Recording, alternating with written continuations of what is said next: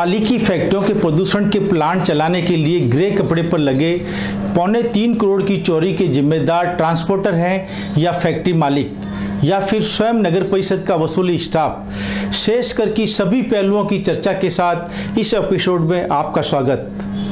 फैक्ट्रियों के प्रदूषण को ट्रीट करने वाले सीटीपी ट्रस्ट के लिए शेष कर वसूल रही नगर परिषद ने 5 ट्रांसपोर्टरों पर शेष कर की चोरी का आरोप लगाकर 10 गुना पेनल्टी सहित 3.25 करोड़ रुपए 7 दिन में जमा करवाने का नोटिस थमा चुके हैं। दूसरी ओर ट्रांसपोर्ट एसोसिएशन के अध्यक्ष शेष कर चोरी को झूठा आरोप और पेनल्टी को बिना नोटिस बिना जांच के एक तरफा हठधर्मिता बताते हैं। ट्रांसपोर्ट एसोसिएशन के अध्यक्ष हिम्मत भाटी शेष कर प्रक्रिया में बताते हैं कि पाली में बिना प्रोसेस के बाहर जाने वाले कपड़े की गांठों की टीपी यानी ट्रांजिट परमिट रसीद कटती है और उसके बदले अमानत राशि जमा होती है।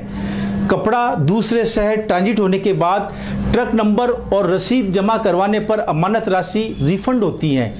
अध्यक्ष श्री भाटी के अनुसार नगर परिषद जनवरी से मार्च में एक भी टीपी की जमानत राशि जब्त करने का रिकॉर्ड बता देवें, जबकि ऐसा एक भी उदाहरण नहीं है। एक तरफा जांच के नाम पर ट्रांसपोर्टरों पर नगर परिषद मनमानी कार्रवाई कर रही है, ऐसे आरोप ट्रांसपोर्टर लगा रहे हैं। भाजपा के कुछ नेताओं के साथ नगर परिषद के अधिकारी भी मानते हैं कि शेष कर की चोरी अकेले ट्रांसपोर्टर नहीं कर सकता है।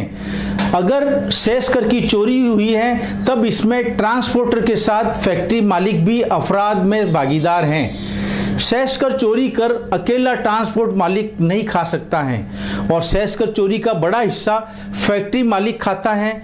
इस रहस्योद्घाटन के साथ बताने वाले ये भी बताते हैं कि शेष कर चोरी का तीसरा पार्टनर नगर परिषद का वसूली स्टाफ भी है, जिसकी ड्यूटी के दौरान शेष कर चोरी होती है या हुई है।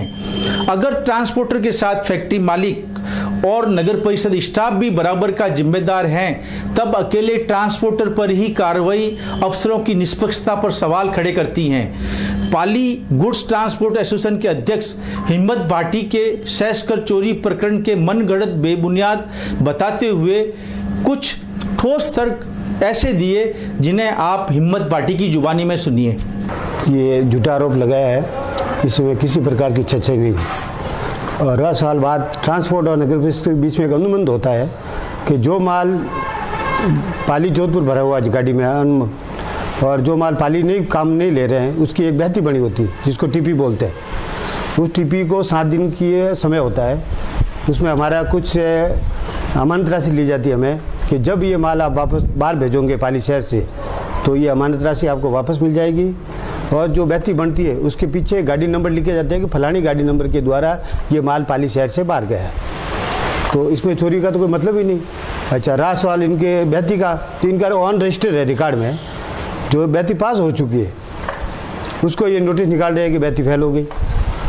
तो इसका आप रिकॉर्ड मंगा के देख लीजिए कि रिकॉर्ड में क्या बहती पास हुई या गलत हुई। बहती फेल होने का कभी कोई नोटिस दिया गया ट्रांसपोर्टर को? ट्रांसपोर्ट को नियम के अनुसार 7 दिन के भीतर ट्रांसपोर्ट को नोटिस जाना चाहिए। इन्होंने किसी प्रकार का नोटिस नहीं दिया। और रहा सवाल बहती का, तो इन्होंने डायरेक्ट पेनल्टी बना के भेज दिया कि फलानी पेनल्टी भर दो आप डायरेक्ट। अगर किसी ट्रांसपोर्ट ने गलती भी की या बेईमानी की तो उसको एक नोटिस देके उसका स्पष्टीकरण तो मांगा उससे कि फलानी बहती नंबर आपका डिफॉल्टर हो गया है, इसमें आपकी स्पष्टीकरण देवे। न तो इन्होंने कोई किसी प्रकार का नोटिस दिया और डायरेक्ट इन्होंने पेनल्टी बना दी कि 2 करोड़ 74 लाख रुपए आप भर दीजिए। नहीं, वो ट्रांसपोर्ट के नहीं पकड़ेंगे, ट्रांसपोर्टर तो माल व्यापारी को दे देता है। अब आगे उसने चोरी की है या भुगतान शेष कर नहीं भरा है तो उसकी फैक्ट्री में पकड़ा जाता है, तो उसकी ट्रांसपोर्ट की क्या गलती है? आपके यहाँ पर शेष कर जो है नगर परिषद के नाके पर किस तरह से कटता है? क्या जो बिल्टी आती पार्टी के नाम की उनकी बिल्टी के अनुसार कटता है या पूरे ट्रक का एक साथ कट जाता है? वो बिल्टी अनुसार करता है, अलग अलग करता है, पार्टी के नाम से अलग अलग करता है। उसके बिल बना के पार्टी से वो पैसा वसूल किया जाता है पूरे ट्रक का। हाँ, एक साथ कट रहा है। तो क्या ये सही है? नहीं सही, तो अगर कानून से चले तो गजट में वजन से हुआ है। ये इनकी मतलब हिटलर शासन को या नगर परिषद का इनकी मनमर्जी को या कुछ भी को, तो ये क्या है कि बिल्टियों पे लिख के ले रहे हैं, जबकि गजट ये बना हुआ है कि पूरी ट्रक का वजन करा के उसको एक रसीद में रसीद काटी जाए। पूरे ट्रक का अगर एक रसीद काट लेंगे जी। तो माल उतरने के बाद कैसे पता लगेगा कि कौन सी पार्टी का माल है और कौन से का नहीं है? अगर 4 ट्रक एक साथ खाली कर लिए जाए जी। तो किसका कटा हुआ और किसका नहीं कटा हुआ ये कैसे पता लगेगा? वो तो गाड़ी आती है, कांटे पे चली जाती है गाड़ी, कांटे से जो वही वजन होता है उस वजन पे रसीद जारी की जाती है। पार्टी का तो कोई मतलब ही नहीं कि अलग अलग पार्टी से क्या लेना देना। हमारे हिसाब से तो ऐसी कोई चोरी है नहीं ट्रांसपोर्ट के हिसाब से। तो ट्रांसपोर्ट के अलावा कहाँ चोरी होने की संभावना? अब कोई पार्टी अगर माल लाती है डायरेक्ट और वो डायरेक्ट फैक्ट्री में खाली करती है तो वो उसका जवाब तो पार्टी देगा, ट्रांसपोर्टर तो क्या देगा। इस तरह के डायरेक्ट पहले भी पकड़े गए? हाँ, कहीं पकड़े गए और कोई वो अप्रोच आ जाती है उनको छोड़ देते हैं, सिर्फ ट्रांसपोर्ट को बलि का बकरा बनाया जाता है। फैक्ट्री मालिकों के खिलाफ नगर परिषद कोई कार्रवाई नहीं? आज दिन तक नहीं की कार्रवाई, ट्रांसपोर्ट के खिलाफ कर रही है। ट्रांसपोर्ट एसोसिएशन का कार्रवाई करती है लेकिन यहाँ सुनने वाला कौन है? कोई सुनने वाला नहीं है। इसके लिए तो हम एक बार मिल लेते हैं कलेक्टर साहब से, उनको हम वस्तु स्थिति बताएंगे कि भाई टीपी पास हो चुकी है रजिस्टर में, आप इनका रजिस्टर मंगा के दीजिए, देखिए कि भाई टीपी पास हुई या फेल हुई, और उसके बाद में अगर मान लो कलेक्टर साहब एक्शन लेंगे तो अच्छी बात है, नहीं तो न्यायालय के दरवाजे खटखटाएंगे। कब तक? तो उसके टाइम पीरियड के भीतर जाएंगे हम।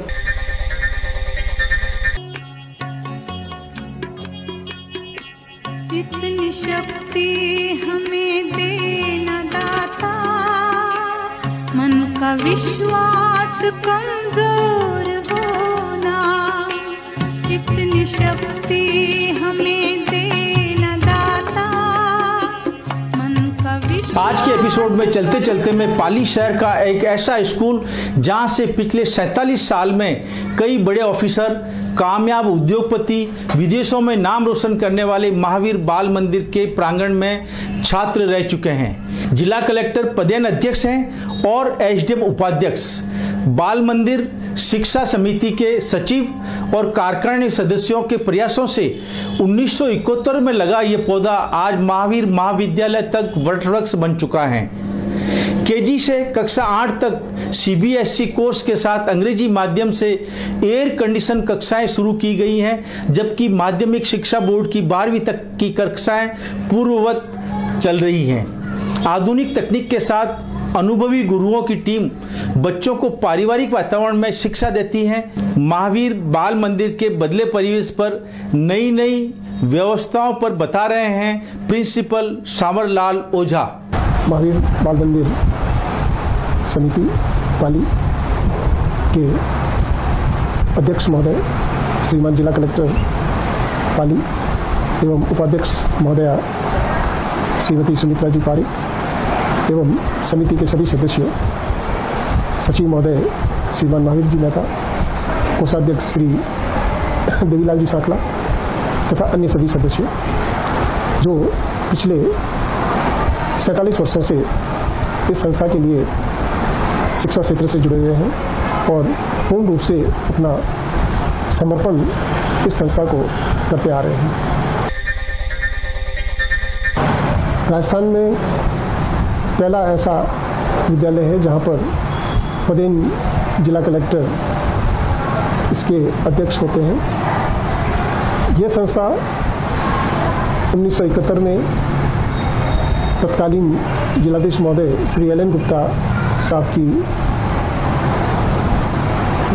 अगुवाई में प्रारंभ हुई थी और उन्होंने यहाँ के छोटे बच्चों को उच्च शिक्षा प्रदान करने के लिए इस संस्था की नींव डाली थी।